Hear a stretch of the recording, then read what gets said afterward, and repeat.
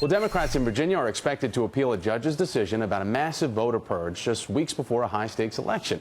The Republican-controlled Board of Elections says more than 38,000 voters were purged from the rolls on the board's orders because they had registered in other states. Now, state Democrats argued the purge list was full of errors, but Friday, a judge refused to reinstate the voters. Now, the latest polls in the gubernatorial race showed Democrat Terry McAuliffe leading Republican Ken Cuccinelli, that is Virginia's Attorney General.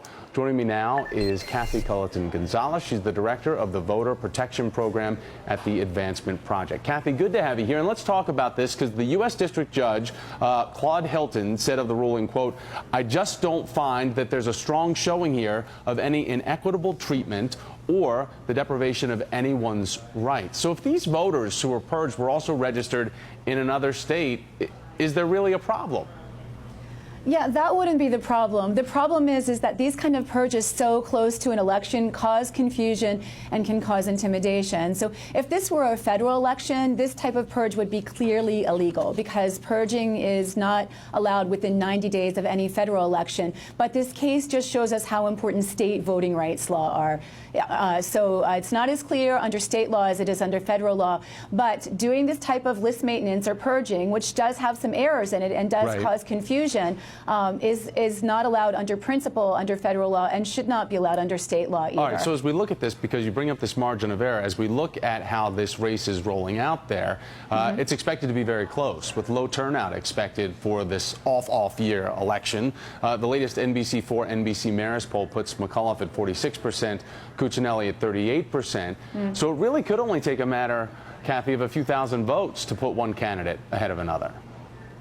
Yeah, I guess that's a very important point. So we're a nonpartisan group, but sometimes, you know, these types of purges are just politicians manipulating the voting rolls for their own political gain. So there are 38,000 people who were on the list.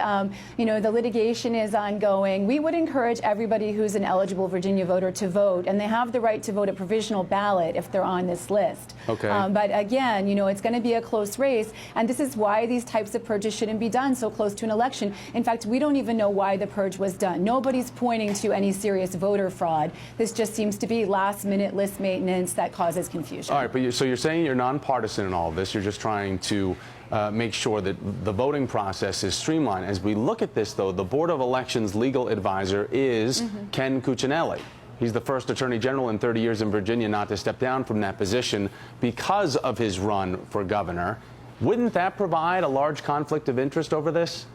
I would think so. If I was in his position, I wouldn't be doing what he's doing. But I'm with Advancement Project. We're a nonpartisan group. We care very much about the voters. We hope that people still continue to vote and don't let this intimidate you. If you're on this list and you're a Virginia voter, please go to the polls and vote. Would that be a red flag to your organization?